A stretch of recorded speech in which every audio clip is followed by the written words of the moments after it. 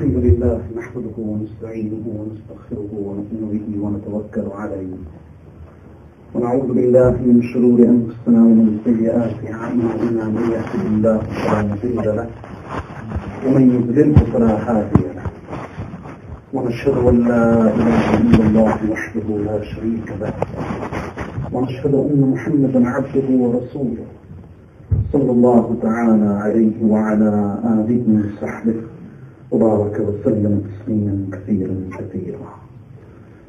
أما بعد فأعوذ بالله من الشيطان الرجيم. بسم الله الرحمن الرحيم. إن الله وملائكته يصلون على النبي يا أيها الذين آمنوا صلوا عليه وسلموا تسليما. اللهم صل على محمد وعلى آل محمد كما صليت على إبراهيم وعلى آل إبراهيم إنك حميد مجيد. اللهم بارك على محمد وعلى آل محمد كما باركت على إبراهيم وعلى آل إبراهيم إنك حميد مجيد. Respected ulama, friends and young colleagues, Assalamu alaikum wa rahmatullahi wa barakatuh. Once again, we gather here for the graduation ceremony of a number of students who have completed their Ilmiah course over a number of years. During these years, these students will probably have studied the Arabic language in great depth and detail, along with fiqh, Islamic jurisprudence and law, and most importantly, they will have studied hadith and Quran, and not just a cursory reading of the Quran, but with some tafsir and explanation, exegesis of the Quran. Normally in madaris, the plural of madrasa, in madaris all over the world, the final 2 years of any alim course is devoted to the study of hadith, and a very intensive study of hadith. This tradition of studying hadith in these madaris is quite unique, and the manner in which it's done is that each book is studied in its entirety from the beginning till the end. And as much as possible, in the time available to the teachers and the students, they try to understand each hadith in as much detail as possible.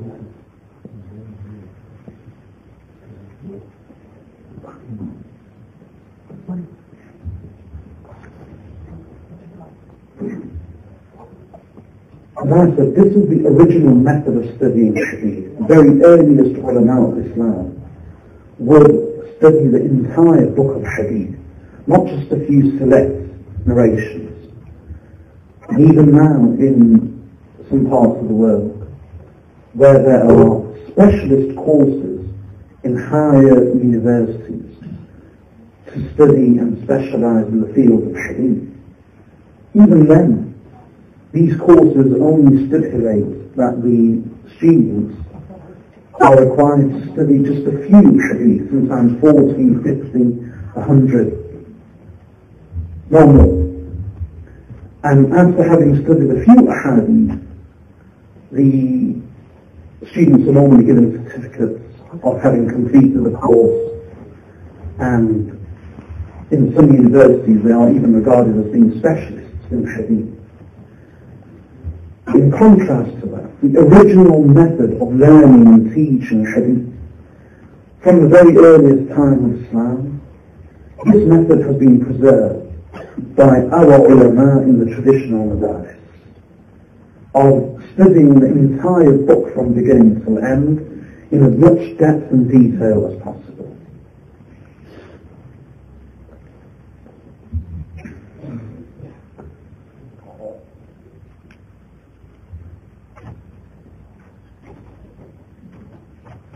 And this is why we consider this whole syllabus and the manner and method of study quite unique, especially of hadith. And the ulama have always considered the completion of a book of hadith to be an important occasion in itself. And thus, when students graduate at the end of 6, 7, 8, even 9, 10 years in different parts of the world, and they complete the study of a number of books of hadith, including the main 6 collections of Bukhari, Muslim, Tirmidhi, Nasai, Abu Dawud, Ibn Majah, and actually a 7th one, the Muwatta of Imam Malik, rahmatullahi alayhi. This marks the end of their formal study. However, the students are reminded by the teachers that they should not consider themselves as scholars or ulama just because they've completed the study of these books of hadith. In reality, a graduate's study actually begins once they finish. Once they finish and they begin teaching, and only when they begin teaching and specializing in these fields themselves are they regarded as beginners in that field and in that path of learning. The ulama, the teachers, have always reminded their students never to consider themselves to be scholars or ulama. The ulama have always warned against this. When a person thinks that I know, that is the mark of their downfall. Abdullah ibn Mas'ud radiyallahu anhu would say that it is actually part of knowledge that a person says, I don't know. When a person says, I don't know, and refers that knowledge to Allah by saying, Allahu a'lam, Allah knows best, Sayyidina Abdullah ibn Mas'ud radiyallahu anhu says, that in itself is actually a sign of ilm. That is part of the ilm. Part of the ilm is to say, I don't know. And this is what the ulama and teachers have always told the graduates and the students.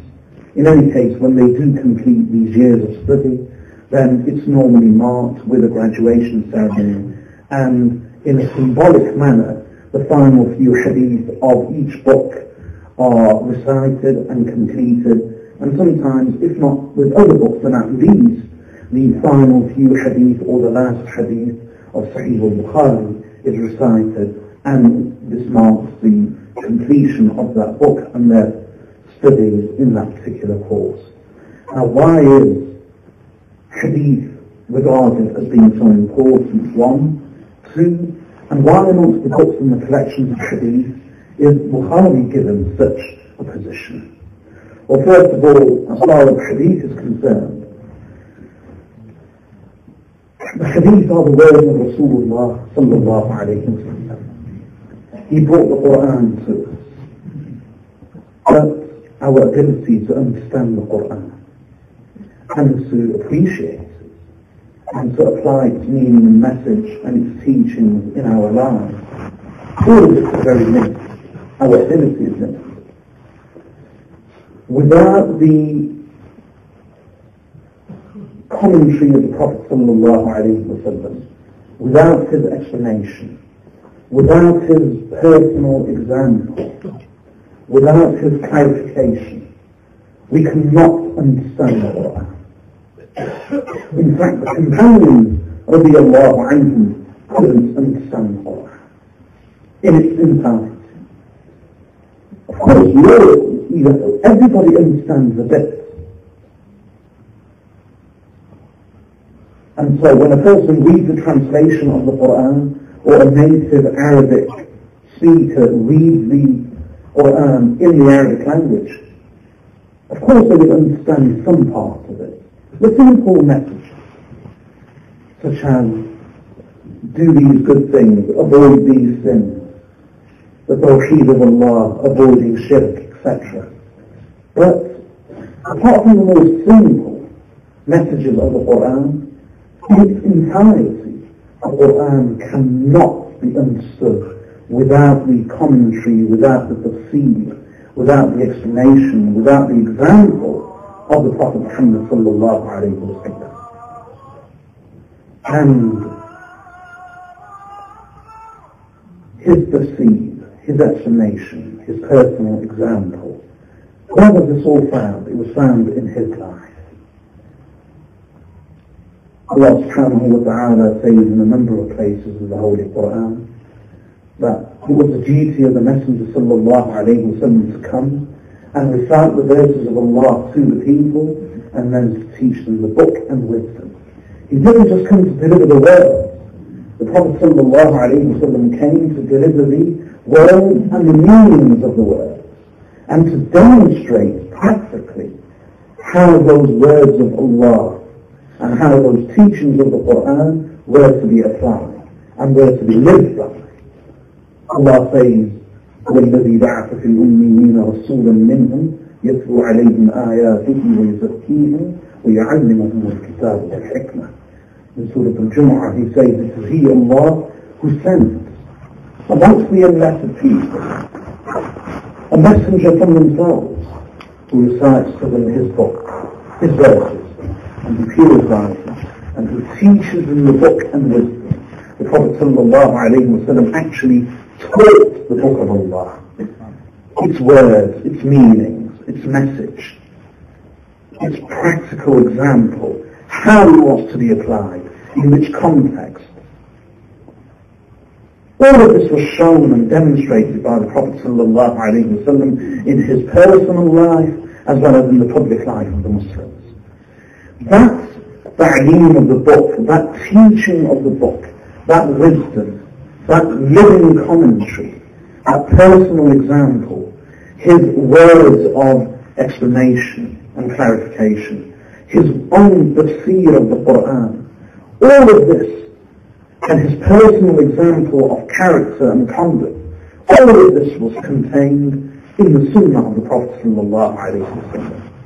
And this is what we study. When we say the Sunnah, we refer to his words, his actions, his deeds, his silent approvals, his personal example, his conduct, his character, his manner of dress, his manner of eating and sleeping and drinking, his personal choices and preferences. All of these are valuable parts of the Sunnah of Rasulullah sallallahu alayhi wa sallam. And without this comprehensive Sunnah, one cannot understand the Quran, and in fact one cannot be a true Muslim. The Prophet ﷺ wasn't just a silent messenger who came to deliver the book and left the world. The Prophet ﷺ was used by Allah to practically live and demonstrate the teachings of the Quran. And that is what we call the Sunnah. And where do we get the Sunnah from? The Sunnah we don't find in the Quran itself, of course. We find it in the words, in the deeds, in the actions, and in the whole life and example of the Prophet ﷺ, even in his silent character and conduct. And this Sunnah is to be found. How was it preserved? It was preserved as ultimately in the books of Hadith. In fact, even Seerah, when we wish to know about the Seerah of the Prophet ﷺ, most books of Seerah only deal with one aspect. In fact, have you noticed, most books of Seerah are very brief, very short, because most books of Seerah only place the major events in the life of the Prophet ﷺ and the Muslims in a chronological order. So in most books of Seerah what you will find is the year is given, the month is given, the dates are given, and overall salient, prominent, main details of any particular incident or event are given. And that's it. In a very short reading, you can cover the whole life of the Prophet ﷺ in one short book of Seerah. But does the book of Seerah actually contain all of his whole life? or many details. Far from it. If you really want to know the seerah, if you really want to know the life of the Prophet ﷺ, you won't find it in the books of seerah. You find an outline in the books of seerah. But the detail you will find in the books of hadith. So whether you want seerah, whether you want the tafsir of the Quran, whether you want the details of the life of the Prophet ﷺ, or the explanation of the verses of the Quran, or whether you want a practical example of the laws and the teachings of the Quran, all of this, if you are searching for this, and a Muslim must search for them, the Muslim will only find all of this detail and more in the hadith of Rasulullah sallallahu alayhi wa sallam. So in reality, we study fiqh, of course, and we study theology, and we study aqeedah, doctrine, and the creed of the Muslims. Whether it's aqeedah, whether it's a creed, doctrine, dogma of the Muslims, whether it's fiqh, jurisprudence and Islamic law, or whether it's theology or ideology, all of the branches of the sciences of Islam ultimately go back only to two main sources. And those two main sources are the Quran and the hadith of Rasulullah sallallahu alayhi wa sallam. Even fiqh. Fiqh is important without doubt. But where is fiqh ultimately derived from?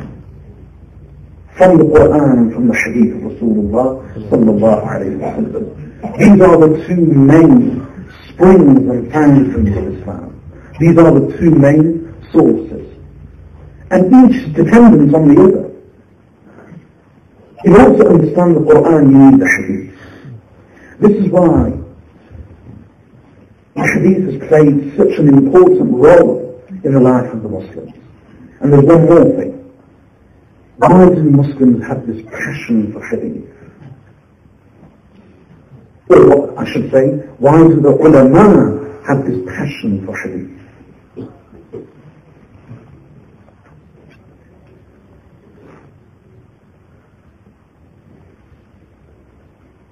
The reason they have this passion for hadith is that these are the words and the sayings and the life and the sunnah of the Prophet sallallahu alayhi wa sallam.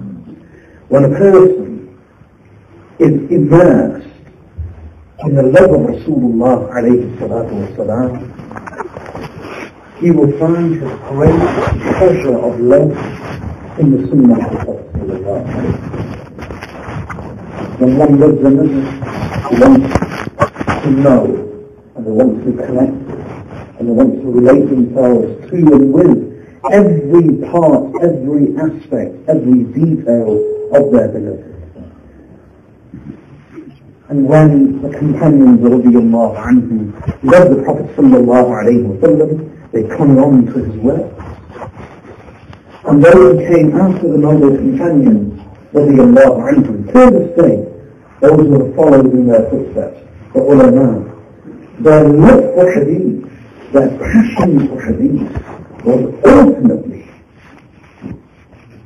a result of their love for Rasulullah sallallahu alayhi wa sallam. And this is illustrated by just one story that I can relate to you. Imam Muhammad ibn Yahya al-Zuhri rahmatullahi alayhi was the most famous imams of hadith. Imam Muhammad ibn Yahya al-Zuhri rahmatullahi alayhi was actually one of the teachers of Imam Bukhari, Imam Muslim and so many others, and the imam of hadith of his time.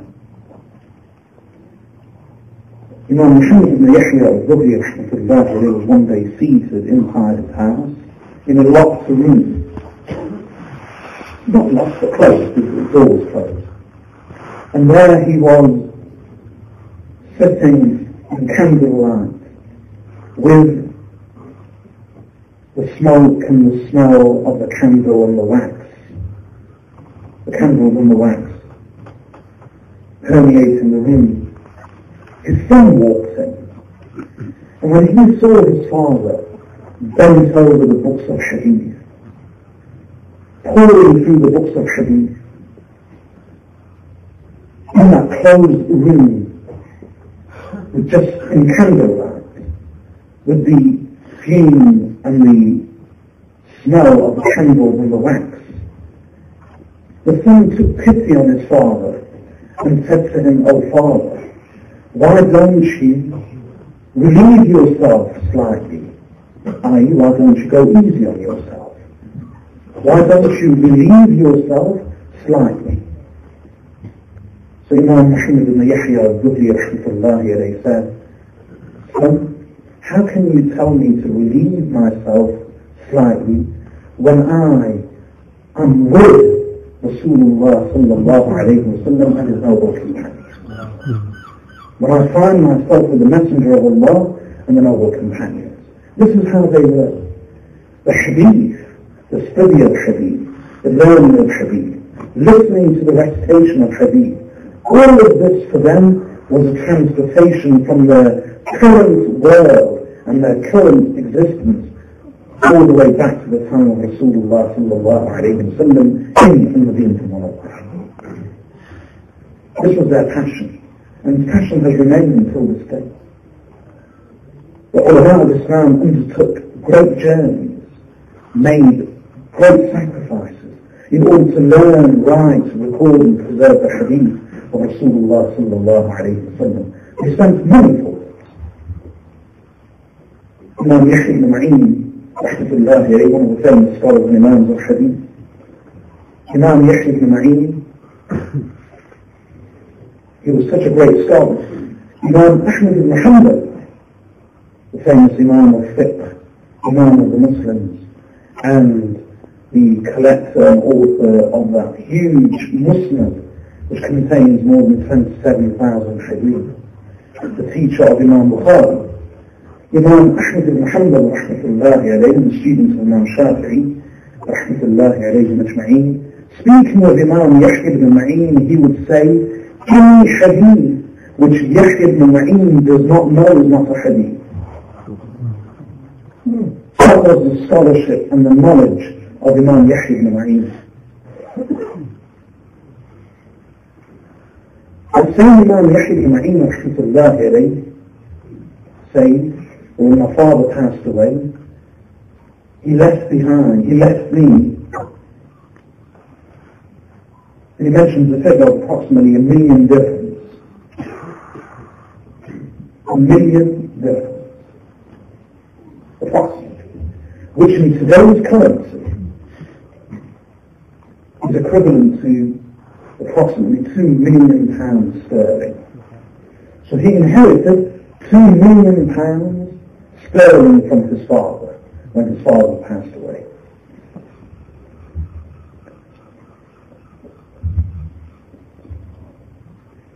Imam Yahya ibn Ma'in rahmatullahi alayhi says, that whole 2 million I spent in my search for hadith.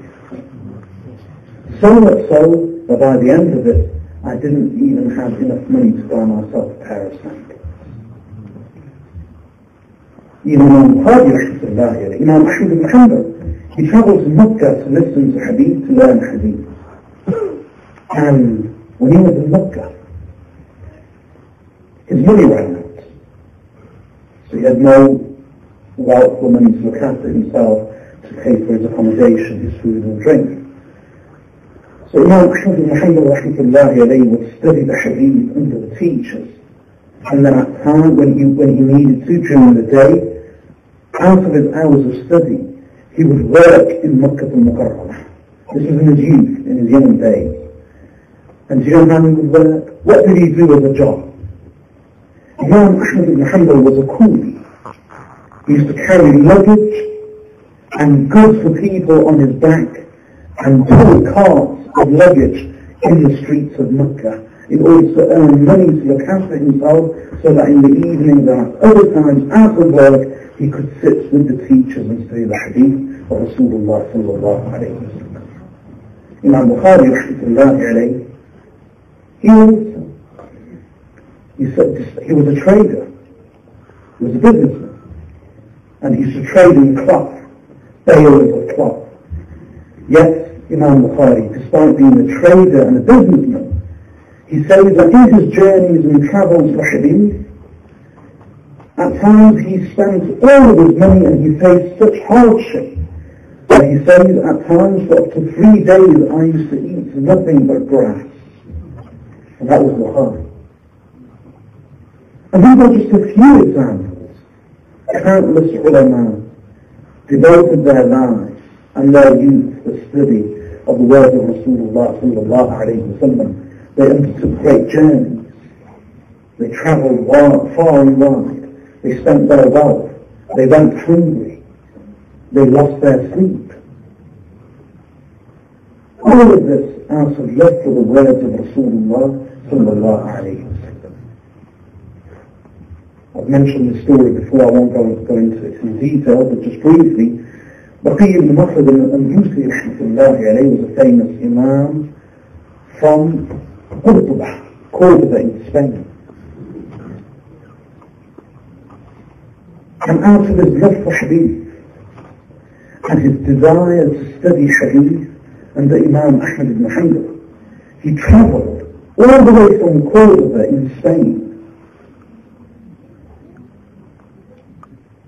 to Baghdad in Iraq. And he travelled on foot.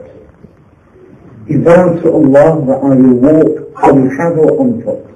And he travelled by foot from Cordoba in Spain all the way to Baghdad, coming back on foot. As a vow, merely to hear hadith from Imam Ahmad ibn Hanbal rahmatullahi alayhi and other scholars. That was their love for hadith. We've all heard of the Muwatta of Imam Malik rahmatullahi alayhi. Imam Malik rahmatullahi alayhi, who died in 179 Hijri. He was one of the first scholars of hadith to actually compile a book. And he died in 179 Hijri. So this is just approximately 150 years after the Prophet sallallahu alayhi wa sallam. And even then, at that early time, Imam Malik rahmatullahi's collection of Muwatta has become world famous. But one of the reasons it's become world famous, the main edition of Muwatta that most people have in all parts of the world, the main edition, is by one of his students who recorded his whole book. And the student's name was Yahya ibn Yahya. And where was he from? He was also from Cordoba in Spain. So these scholars, from the very earliest days, travelled far and wide in their search for hadith and in their propagation of hadith. And what caused them to do this? What prompted them to do this? It was their love for Rasulullah sallallahu alayhi wa sallam. And some people may ask that what contribution or what connection do the ulama of the Indian subcontinent have with hadith? What is their connection? Or what can the ulama of the Indian subcontinent offer as far as hadith is concerned? And earlier on I mentioned a point, which was that this classical tradition of learning and studying hadith by reading the entire book from beginning to end with a continuous uninterrupted chain of narration all the way to Rasulullah sallallahu alayhi wa sallam, that this has been preserved in the madaris all over the world. And where are most of these madaris to be found? In the Indian subcontinent. In Bangladesh, Pakistan, in India. Now someone may rightfully question that, how can you say that this tradition was preserved by the ulama of the Indian subcontinent? Or predominantly by the ulama of the Indian subcontinent? How can you say that? Well, it's very simple. Allah subhanahu wa ta'ala chose the Prophet Muhammad sallallahu alayhi wa sallam to be a final messenger. Allah chose the noble Sahaba radiyallahu anhum to be the best of creation after the Anbiya alayhi salatu wassalam, and without doubt they were Arabs. And Allah chose the heartland of Arabia and the cities of Mecca and Medina to be the fountainheads and the springboards of Islam, without doubt. But after the Sahaba radiyallahu anhum, Allah subhanahu wa ta'ala chose people from all backgrounds, all ethnicities, and all regions to serve His religion. Allah did not restrict the khidmah of His religion to any one race or even to any one language. وأذن رسول الله صلى الله عليه وسلم وسيدنا بلال رضي الله عنه. The maid who looked after the Prophet sallallahu alayhi wa sallam in his youth, who advised him even in later years, and the maid whom the Prophet sallallahu alayhi wa sallam continued to trust till he left this world. That maid was Barakah Ayman radiyallahu anha, a Habashi Ethiopian lady, Abyssinian lady. So there was no distinction. And after the time of the Prophet sallallahu alayhi wa sallam, whether it was the Arabic language, or whether it was the study of fiqh, or whether it was the study of hadith, Allah subhanahu wa ta'ala chose ulama from both amongst the Arabs and the Ajam, the non-Arabs. The world's most widespread fiqh and learning is of which school? The school of Imam Abu Hanifa rahmatullahi alayhi. Imam Abu Hanifa rahmatullahi was famously non-Arab. His grandfather was from Kabul, Afghanistan. Imam Abu Hanifa's grandfather was from Kabul, Afghanistan. The famous scholars of hadith and the grammarians, people like Sibawayh and others, they were all Persians. The Persian masters were the ones who documented the laws of Arabic grammar first.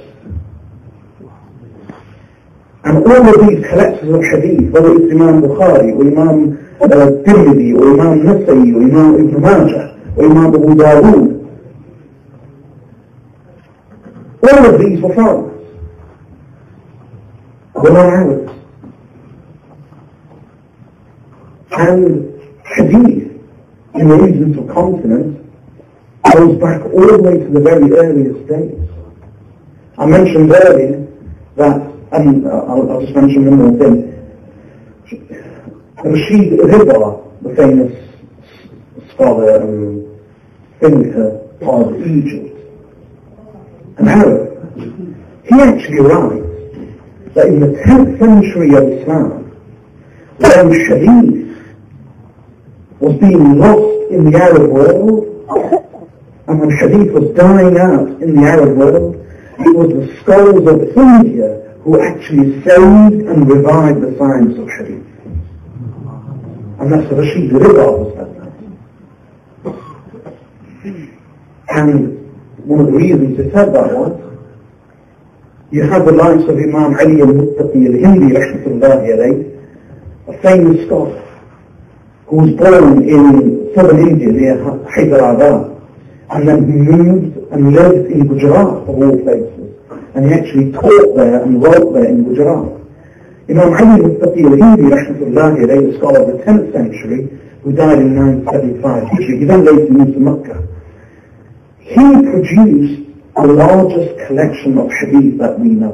Muslim of Imam Ahmad ibn Hanbal is 27,000 hadith. But that's his own Muslim with his own chain of narration. Some of the hadith in there are the additions of his son Abdullah. But apart from that, the largest collection of hadith that we have today in one book is the Kanz al-Iman, which contains just under 47,000 narrations. Not all of them are the hadith of Rasulullah sallallahu alayhi wa sallam. Many of them are also the same as the Sahaba radiyallahu anhum. But in technical terms, they are also classified as ahadith. So the largest collection of hadith, the largest book of hadith that we know, not with a continuous chain of narration, but just as an exhaustive, comprehensive collection of hadith, an encyclopedia of hadith, not sciences, just the texts of the hadith, is the Kanz al-Umman. And it contains just in the full 7,000 hadith.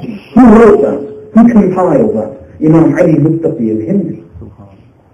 From India. And his students, Imam Muhammad Tahir al-Batni, he compiled a number of books on hadith. One of the most famous ones is the Majma' al-Bihar, which is a lexicon of all the difficult words of the hadith in all of the collections, the main 6 collections. And it's a main reference verse for the ulama of hadith. So the science of hadith, the study of hadith and the teaching of hadith is not something recent. It goes back to the very beginning. So much so that earlier on I mentioned that Imam Malik rahmatullahi alayhi was one of the first ulama of whom it was said that he compiled the book of hadith, the Muwatta. See, that all the other collections, Bukhari, Muslim, all of them, came much later. Even Imam Ahmad bin Muhammad rahmatullahi alayhi died in 242, or 241 according to some narrations. Imam Bukhari died in 256, Imam Muslim in 261, and Imam Tirmidhi, Abu Dawud and Ibn Majah all died in the 270s. Imam Nasai actually died in 303. So, Hijri. So all of these came much later. Imam Malik came much earlier. He died in 179 Hijri, and by then he had already completed his collection of Muwatta and taught it. So the ulama in their discussion say, who actually wrote the first book of hadith in chapters and with categories? So some of them say it was Imam Malik, others say it was others.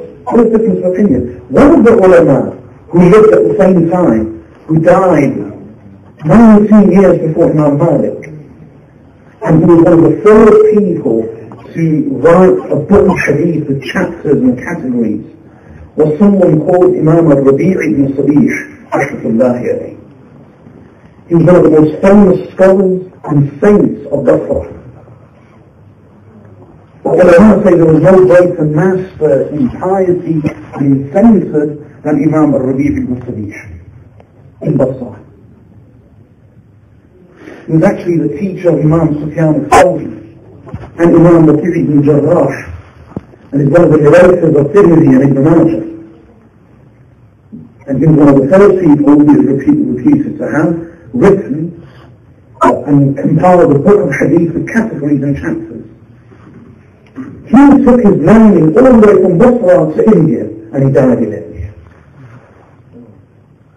Another famous scholar, again of that time, was Imam Abu Musa, Israel ibn Musa, one of the narrators of Bukhari, of Tirmidhi, Nasai, Abu Dawud, one of the narrators of Imam Ahmad bin Hanbal in his Muslim. And one of the teachers of Sufyan al-Thawri, Sufyan al-Mu'ayyana, Yahya ibn Sa'id al-Qattan, these were all famous scholars of hadith. He was actually their teacher. He also travelled and took up residence in India. So the study and the propagation of hadith and its preservation goes back, in the Indian subcontinent, goes back all the way till the middle of the 2nd century of Islam. It's very ancient. This is why the ulama continue with this tradition, and alhamdulillah we still have it. And the tradition of hadith has led us to these kind of courses whereby ulama study books of hadith in their entirety and then graduate. And the reason why we accord such importance to the collection of Bukhari over all others is that his knowledge, his memory, his editing of the hadith and his expertise and mastery was such that it was universally recognized by the ulama. Universally.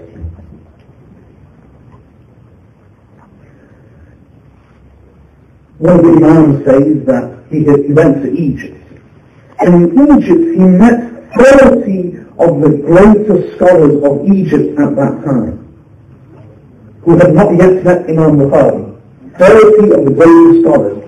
And he says, I met 30 of the greatest ulama in Egypt whose sole hope and dream in life, they all had a dream. He met 30 scholars, not together, but individually and separately. These 30 scholars all had a dream. I want to do this. And these 30 scholars, this alim says, that all 30 of these scholars, their only dream in life was that we wish to see the face of Imam Muhammad ibn Ismail al-Bukhari. That was his position. Because of his scholarship and his devotion and service to the hadith of Rasulullah sallallahu alayhi wa sallam, and we are still witnessing it today. This is why the book of Bukhari has been accorded the most prominent and most prestigious position, and this is why for all the books of hadith, normally the completion is with the final hadith of Bukhari. I end with this. I pray that Allah subhanahu wa ta'ala enable us to understand the words of Allah and His Messenger sallallahu alayhi wa sallam. May Allah instill the love of His Messenger in our hearts and the love of His Sunnah also. Wa sallallahu wa sallam ala abdihi wa rasulih nabiyyina Muhammad wa ala alihi wa sahbihi ajma'in.